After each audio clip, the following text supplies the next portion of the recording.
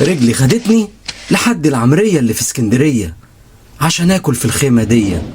خيمة ساري اللي بتعمل الاكل ناري. خيمة ساري خيمة بدوية اصيلة بيقدموا فيها كل الاكل البدوي، تحس وانت قاعد جوه ان انت قاعد في خيمة في الصحراء. الاكل بتاعهم رهيب، بيقدموا مكرونة مبكبكة ومعلقة وفول وعدس ومشويات، بيقدموا حاجات كتيرة جدا.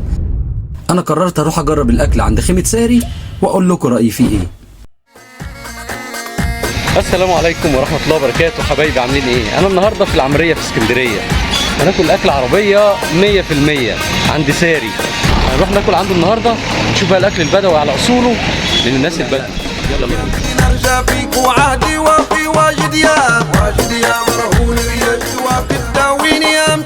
لازم بقى طبعا نقلع الجزمة زي ما انتم شايفين كده، عشان احنا داخلين على مكان موكيت وبتاع، فانتوا قاعدين خيمة ساري.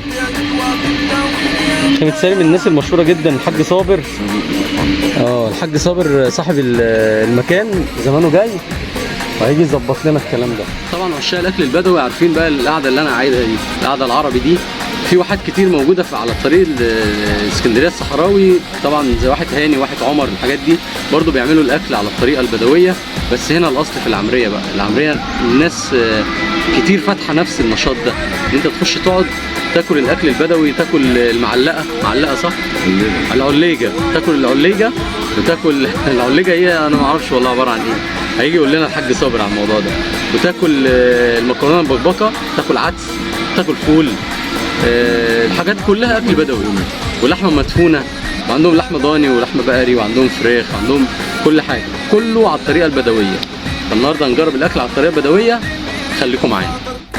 الجديد ملاقايا النوم يجيها، النوم يجيها. طبعا طلبنا انا واستاذ بسيوني مكرونه مبكبكه، وطلبنا شوربه عدس.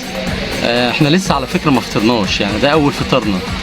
فانا بحب المكرونه المبكبكه جدا، وبالذات بجد من اهلها، يعني اهل مطروح والناس البدو بيعملوها بطريقه غير ما اي حد تاني بيعملها، مع احترامي لاي حد بيعملها يعني. فنجربها هنا واقول لكم رايي فيها ايه. اللهم صل على النبي. ده السلطات دي، ها بصوا ما شاء الله جمال مظبط لنا الدنيا. ده ايه دي بقى؟ قول لي كده. دي بتنجان عروس. او ده بطاطس مهروسه، دي فلفليه وبغنوج ترشي، والسلطه الخضراء. عسل يا جمال والله، تسلم ايدك يا حبيبي.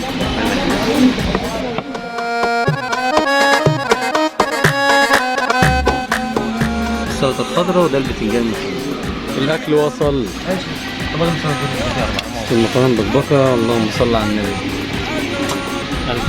تسلم ايدك يا حبيبي. والفراخ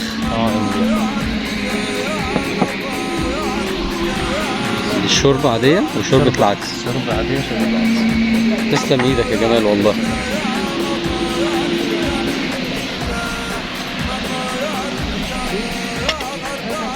كفيت ووفيت والله حبيبي.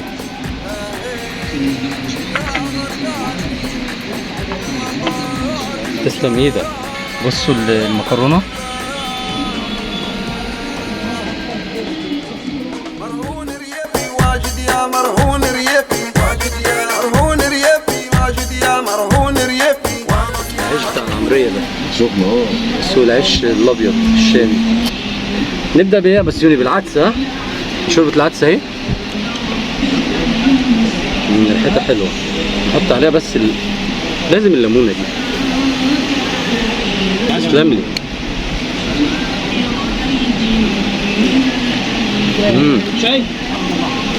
طعمها جامد جامد.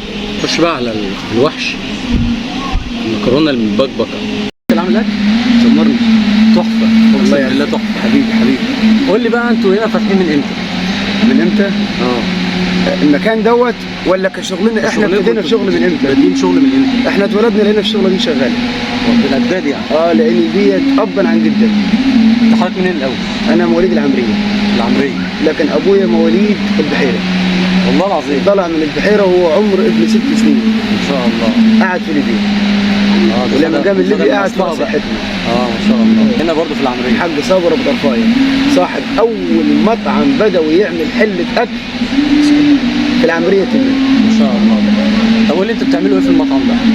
المطعم دوت احنا بنقدم فيه امتيازات كتير، فطار وغدا وعشاء على مدار اليوم 24 ساعه الى حد ما. بتكون بقى وجبات الافطار عندك العلاجه الضاني. انا بقى العلاجه الضاني ده عباره عن ايه؟ انت لما بتذبح الخروف بتاع الاضحيه بتفطر منه بايه؟ الكبده والفشه دي اسمها علقه. والله الاحشاء يعني لا مش الاحشاء، الاحشاء دي يعني الامعاء كلها. لا انت الكبده والفشه. لكن دي الكبده والفشه والقلب والزور بس مفيش بتزيد عنها. بص المكرونه عامله ازاي؟ بسم الله.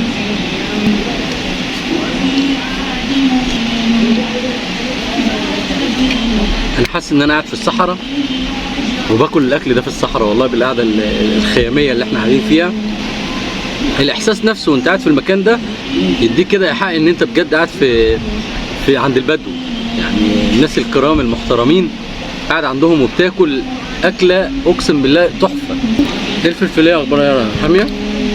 بص الفلفليه شكلها جامد، يعني شكلها موحوح يعني. فناخد حته كده. دي صلصه اصلا. صلصه على فلفل. بصوا بجد المكرونه رائعه تحفه. اللي عايز يعرف العنوان بتاع مطعم ساري موجود في العمريه في اسكندريه، اي حد هينزل العمريه يقول لهم عايز اروح عند الحاج صابر ابو مفيش طرفايه. بتزيد عنهم. دي العليجه. دي العليجه. حلو. ممكن نعمله تحميره لحمه. تحميره لحمه. حلو. لحمه بالبصل ونحمروها ونشوحوها وتبقى زي العليقه، بس دي عباره عن لحمه مش كبده. وفي بقى كمونيه برضه. كمونيه. دي بقى لحمه في تخديع الطماطم وبصل. وبنسبكوها وبتتقدم على نظام اطباق. اما العليقه واللحمه بتتقدم على نظام بالكيلو او بالربع. بنيجي بقى للفول بانواعه. الفول بقى ممكن اعمله لك بطحينه، ممكن فول قدره ساده، ممكن بزيت زيتون، ممكن بسمنه بلدي، ممكن بزيت حار، ممكن نعمله بقى بالليه الضاني كمان.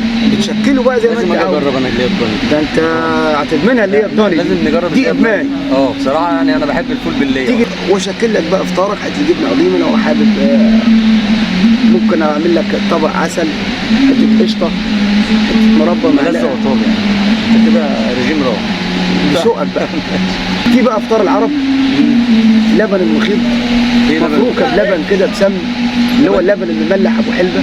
ده لبن بقري ولا لبن ايه؟ ده بيبقى بقري او جاموسي او ضاني والله. بس احنا بقى بنحمضوه. حلو. وبعدين بنضيف عليه الملح والحلبه. ملح وحلبه. وبعدين بنخمره في الشمس. حلو. وبعدين بقى بيتبرد. تشربه بارد يعني. وبيتشرب بارد. الطبخ فيه ناس واخداه مهنه.